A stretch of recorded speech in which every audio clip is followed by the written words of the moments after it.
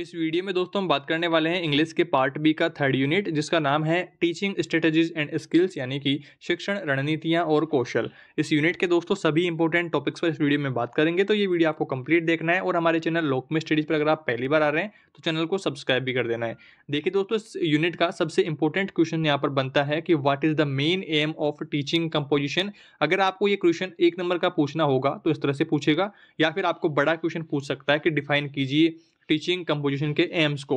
तो वो हम यहाँ पर देखिए पहले एक नंबर वाला देखते हैं यहाँ पर, और फिर आगे हम बात करेंगे इसके जो अगर आपको कंप्लीट 3-4 नंबर का अगर ये क्वेश्चन पूछ ले तो उसमें आपको किस तरह से डिफाइन करना है। तो यहाँ पर देखिए, अगर आपको एक नंबर का क्वेश्चन ये पूछता है कि what is the main M of teaching composition, यानी कि शिक्षण रचना का मुख्य उद्देश्य क्या है, तो इसमें आपको लिखना है to encourage students to express their thoughts. Students को प्रोत्साहित करना अपने विचारों को व्यक्त करने के लिए। तो इस तरह से आपको इसका आंसर देना है अगर आपको ये एक नंबर का पूछता है। आगे हम दोस्तों बात करेंगे कि आपको अगर कंप्लीट क्वेश्चन पूछ ले 3-4 नंबर का कि आपको एक्सप्लेन कीजिए, डिफाइन कीजिए टीचिंग कंपोजिशन के एम्स को, तो वो आगे हम बात करेंगे कि क्या क्या आपको लिखना है।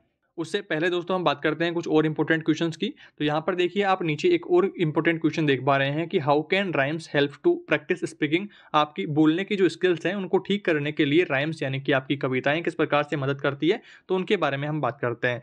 तो यहाँ पर आपको इसका आंसर लिखना है कि rhymes can be of great use to help students to practise speaking English in the elementary level. प्राथमिक स्तर पर आपकी इंग्लिश बोलने में राइम्स काफ़ी मदद करती है। जब आप कोई आपके सामने कविता है इंग्लिश की, तो उसे आप आसानी से सीख सकते हो जब आपके टीचर आपको गा करके पढ़ाते हैं। आगे दोस्तों बढ़ते हैं। Rhymes are fun. राइम्स एक मज़ेदार तरीके से सीखना होता है। When children repeat a rhyme after the teacher. Teacher के बताने के बाद जब बच्चे रिपीट करते हैं राइम कविता को, they start speaking a foreign language. वो दूसरे देश की लैंग्वेज, फॉरेन लैंग्वेज आसानी से सीखना, आसानी से बोलना स्टार्ट कर देते हैं राइम्स के माध्यम से। आगे दोस्तों बात करते हैं सिंगिंग राइम्स इन ग्रुप। जब आप सिंगिंग करते हो, जब आप गाते हो राइम्स को, कविताओं को इन ग्रुप में, ये हेल्प करती है आपके little one to get rid of the preliminary signage, यानी कि आपकी जो शर्म है उसको दूर करने में काफ़ी आपकी मदद करती है। आगे बढ़ते हैं। Further working with their friends. आप जब काम करते हो अपने दोस्तों के साथ तो उसमें भी आपकी काफ़ी मदद रहती है। सेल्फ कॉन्फिडेंस आपका डेवलप होता है in students to try to use the language in speaking later, जो कि बोलने में काफ़ी आपकी सहायता करती है। Rhymes are useful for developing other language skills and sub skills. Rhymes जो होती है कविता के माध्यम से सीखना, आपकी किसी दूसरी लैंग्वेज को अगर आप सीख रहे हैं तो वो काफ़ी मददगार रहता है। आप आसानी से दूसरी लैंग्वेज सीख पाते हो और उसकी स्किल्स और उसकी सब स्किल्स, उसके कौशल उपकौशल आदि भी सीख पाते हो। Young childrens love to sing. Young बच्चों को गाने बहुत पसंद होते हैं। क्लैप राइमिंग, राइमिंग कविताएं पसंद होती है। प्ले विथ वर्ड्स, वर्ड्स के शब्दों के साथ खेलना उन्हें पसंद आता है। तो वो आसानी से दूसरी जो फॉरेन लैंग्वेज है उसको आसानी से सीख पाते हैं गानों के माध्यम से, कविताओं के माध्यम से। These fun activities help childrens notice the sounds they hear and are making. जो साउंड्स जो होते हैं उनको ठीक पकड़ने के लिए, ठीक सुनने के लिए कविताएं और ये सॉन्ग जो होते हैं वो काफ़ी मददगार रहते हैं और आसानी से फ़न के माध्यम से बच्चे उनको नोटिस कर लेते हैं और आसानी से सीख जाते हैं। तो इस तरह से आपको इसका आंसर देना है। आगे बढ़ते हैं दोस्तों। अगला इंपॉर्टेंट क्वेश्चन है आपका, आपको इस तरह से भी दोस्तों क्वेश्चन पूछ सकता है। 18 में 16 में 2-3 बार दोस्तों ये प्रश्न आया हुआ है। कंप्लीट आपको क्वेश्चन पूछ सकता है कि select for rhymes song for primary classes and right. आपको प्राइमरी क्लासेस के छोटी कक्षाओं के राइम्स को लिखना है। 4 राइम्स को, 4 राइम्स आपको लिखनी है। तो ये क्वेश्चन दोस्तों कई बार परीक्षा में आया है, तो इसको आपको थोड़ा सा ध्यान से देख लेना है। आपको 4 कविताओं के बारे में पूछ रहा है इंग्लिश में, है ना। तो यहाँ पर हम बात करेंगे। फर्स्ट आपकी राइम है बाबा ब्लैक शिप।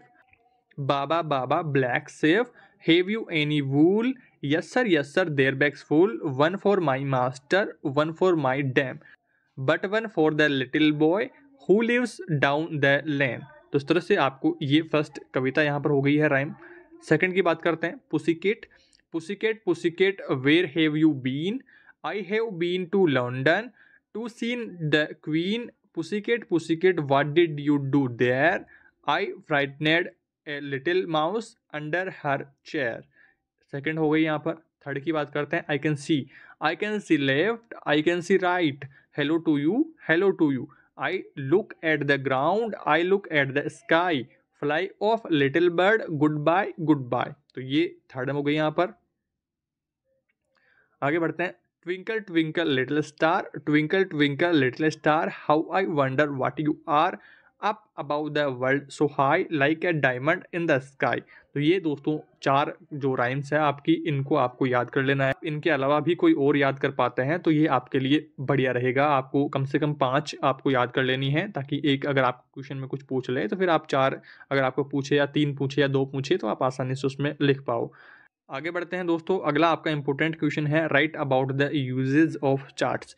चार्ट्स दोस्तों आपने कई बार देखे होंगे, चार्ट आपके मॉडल पेपर आदि भी होते हैं, चार्ट्स आपके जो कॉलेज वगैरह में नोटिस बोर्ड पर चिपकाए हुए होते हैं वो भी होते हैं। तो आप उनके बारे में अगर आपको पूछे कि चार्ट क्या होते हैं तो आप लिख पाएंगे आसानी से कि चार्ट होते हैं जिनमें हम इंपॉर्टेंट बातों को लिख करके, आप जो रंगीन पेपर, मोटा पेपर इस तरह से लेकर के आप उस पर कुछ थॉट्स हम अपने लिख करके, आप जो नोटिस इंपॉर्टेंट कोई जानकारी है उसको लिख करके ब्लैक बोर्ड पर चिपका देते हो, तो वो वहाँ पर चार्ट रहता है। आगे बढ़ते हैं। देखिए इसमें हम बात करेंगे यूजेस को लेकर कि चार्ट के क्या उपयोग रहते हैं, ये इंपॉर्टेंट है यहाँ पर, है ना। आपको अगर चार्ट्स पूछ ले कि क्या होते हैं तो वो भी आपको कर देना है। फिर यहाँ पर आपको इसमें लिखना है, अगर आपको चार्ट के यूजेस पूछे तो आपको लिखना है, charts are the Hindi teaching aids, ये हिंदी के टीचिंग एड्स होते हैं। The teacher can proper the chart to present different structure drilling material etc, है ना। टीचर जब चार्ट के माध्यम से पढ़ाता है तो वो डिफरेंट स्ट्रक्चर उसकी होती है, आसानी से पढ़ा पाता है, सारा कुछ मटेरियल जो होता है ड्रिलिंग मटेरियल वो आसानी से प्रेजेंट कर पाता है स्टूडेंट्स के सामने, अगर वो स्ट्रक्चर वाइज सारा कुछ मामला रहेगा। आगे बढ़ते हैं। It can be written A drawn on thick coloured paper, यानी कि मोटे कलर हुए पेपर के ऊपर वो ड्रॉ लिखे हुए होते हैं। एंड कैन बी हैंग्ड और displayed by using any of the boards, यानी कि हैंग्ड यानी कि टंगे हुए रहते हैं, displayed by using any of boards यानी कि बोर्ड्स पर जो टंगे हुए रहते हैं विशेष सूचना के साथ में। चार्ट्स में बी रिजोर्टेड यानी कि सहारा होते हैं to achieve the same purpose, उद्देश्य को पूर्ण करने के लिए। Charts are specially useful in describing ongoing activity, जो हाल ही में जो एक्टिविटीज चल रही हैं उनके बारे में बताने के लिए स्पेशली जो चार्ट्स होते हैं वो उपयोगी रहते हैं। आपके कोई भी हाल ही में इवेंट वगैरह होने हैं तो आप उनका चार्ट बना करके ब्लैक बोर्ड पर चिपका दोगे, नोटिस बोर्ड पर चिपका दोगे। तो यहाँ पर आगे बढ़ते हैं। In the teaching of English, English की पढ़ाई में charts can be used for the following different purpose. Charts जो होते हैं वो फॉलोइंग नीचे जो दिए हुए हैं इन पर्पज, इन उद्देश्यों के लिए काम आते हैं। तो पहला है आपका क्रोनोलॉजिकल इवेंट्स यानी कि कालानुक्रमिक घटनाओं के लिए, टू क्लासीफाई टॉपिक्स, टॉपिक्स को बताने के लिए, and to show relationship between word, शब्दों के बीच में संबंध बताने के लिए, वर्ड ग्रुप्स, ग्रुप्स के बीच में संबंध बताने के लिए, सेंटेंसेस के बीच में और देयर स्ट्रक्चर एंड पैटर्न आदि के बारे में, और structure and their substitutions, substitution का मतलब होगा प्रतिस्थापन के लिए। आगे बढ़ते हैं। Teaching of grammar specially tenses verbs are describing by means of a flow chart, flow chart का यहाँ पर होगा प्रवाह चार्ट। और in teaching of poem, poem की टीचिंग के लिए by writing the poem on them, लिख करके उन्हें पढ़ाया जाएगा तो वो आसानी से सीख पाएंगे। In developing a story, story को डेवलप करने के लिए। इन कंडक्टिंग प्रोनाउंसिएशन ड्रिल, आपकी जो उच्चारण शक्ति है, उच्चारण की जो क्षमता है उसको बढ़ाने के लिए भी इसका यूज रहता है। टीचिंग पैराग्राफ कंपोजिशन यानी कि आपकी शिक्षण रचना को प्रोत्साहित करने के लिए भी यह काम आता है। Meaning of difficult words, difficult जो वर्ड होते हैं, कठिन जो शब्द होते हैं उनके अर्थ बताने के लिए भी यह चार्ट काम आते हैं। तो इस तरह से दोस्तों आपके इसके यूजेस लिखने हैं। आगे बढ़ते हैं दोस्तों। अगला आपका इंपॉर्टेंट क्वेश्चन है, what are the aims of teaching composition, जो कि दोस्तों हमने पहला इंपॉर्टेंट क्वेश्चन देखा था। अगर आपको मेन एम पूछे तो आपको वो वाला लिखना है, और अगर आपको कंप्लीट पूछे कि व्हाट आर द एम्स तो यहाँ पर आपको ये लिखने हैं। फर्स्ट है टू एनकरेज यानी कि प्रोत्साहित करना द स्टूडेंट्स, विद्यार्थियों को, टू एक्सप्रेस देयर आइडियाज़, उनके आइडियाज़, उनके विचार बताने के लिए, इन राइटिंग, लिखित में, in an organised and systematic way, एक क्रमबद्ध तरीके से जो बच्चे होते हैं, स्टूडेंट्स होते हैं, उनके आइडियाज़ को बताने के लिए प्रोत्साहित किया जाता है।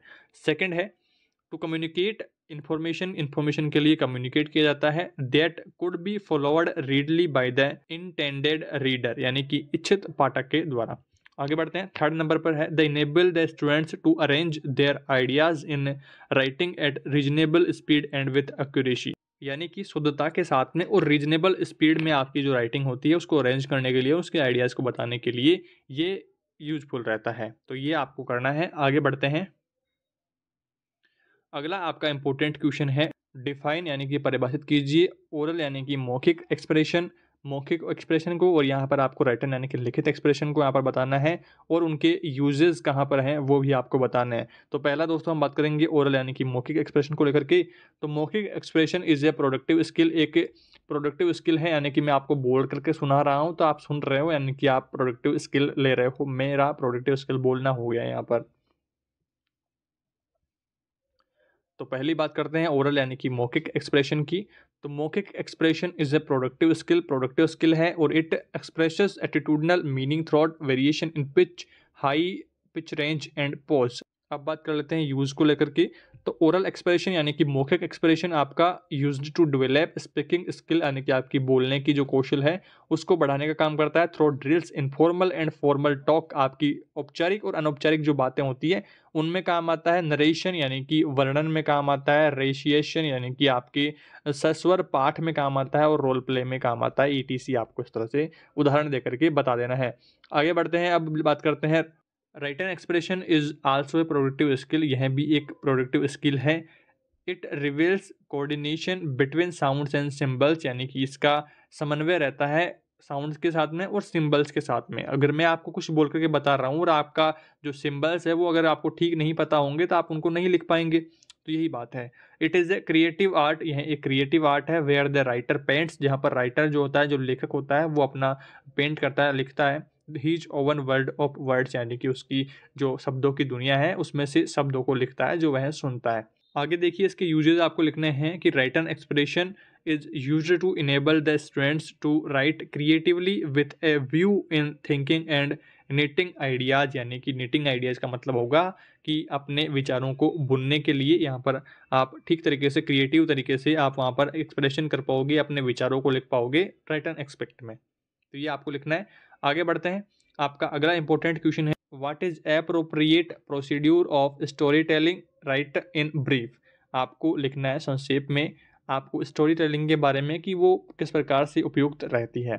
तो इसमें आपको लिखना है लर्नर्स आर आस्क्ड, लर्नर्स जो सीखने वाले होते हैं वो पूछते हैं टू नरेट फोक टॉक्स, यानी कि लोक कथाएं सुनाने के लिए। दे हैव हियर्ड, उनकी कहीं पे सुनी हुई, या फिर और अदर स्टोरीज दे नो, जो अलग कहानियाँ वो जानते हैं, उनको सुनाने के लिए आस्क्ड पूछते हैं। द टीचर में give them wordless picture books, यानी कि बिना अक्षरों वाली पिक्चर्स की, सिर्फ पिक्चर्स उस बुक में होंगी तो वो टीचर उन्हें देता है। और ask them to work in pairs, यानी कि जोड़ने के लिए। And narrate the story, story सुनाने के लिए टीचर उनको पूछते हैं। स्टूडेंट्स में narrate the story in their mother tongue, student जो होते हैं उस कहानी को परिभाषित करते हैं, उस कहानी को सुनाते हैं उन मदर टंग में, अपनी मातृभाषा में। आगे बढ़ते हैं, यहाँ पर देखिए विद द टीचर, टीचर के साथ में सप्लाइंग सम इंग्लिश वर्ड्स, कुछ इंग्लिश वर्ड्स भी यूज करते हैं। एट द लेटर स्टेज, थोड़ी बाद की अवस्था में, थोड़े दिनों बाद में। They may be asked to retell the story in English gradually. The children can be motivated to narrate a story in English, जो टीचर्स होते हैं जो स्टूडेंट्स को आसानी से जब मदर टंग के साथ में इंग्लिश वर्ड सिखा देते हैं तो वो मोटिवेटेड रहते हैं स्टूडेंट्स की, आसानी से वो अपनी जो कहानी, उनको पिक्चर्स वाली जो बुक दी गई है उसमें से जो कहानियाँ हैं वो उनको आसानी से इंग्लिश में बता पाएंगे। आगे बढ़ते हैं, आपको देखिए यहाँ पर आगे और लिखने हैं कि children can be motivated to narrate a story in English, और gradually the teacher can be motivated to narrate a story that they have heard from someone. Children's अपनी जो स्टोरी है वो मोटिवेटेड हो जाते हैं कहानी सुनाने के लिए जो कि उन्होंने कहीं ना कहीं से सुनी है, समवन किसी न किसी से सुनी है, उसको सुनाने के लिए। आगे आपको इसमें लिखना है they may also be asked to imagine a situation and then tell the story. उनको एक इमेजिन करने के लिए, उनको कल्पना करने के लिए कहा जाता है और स्टोरी बताने के लिए कहा जाता है। For this the teacher needs to give cues, throat, pictures, keywords और हिंट।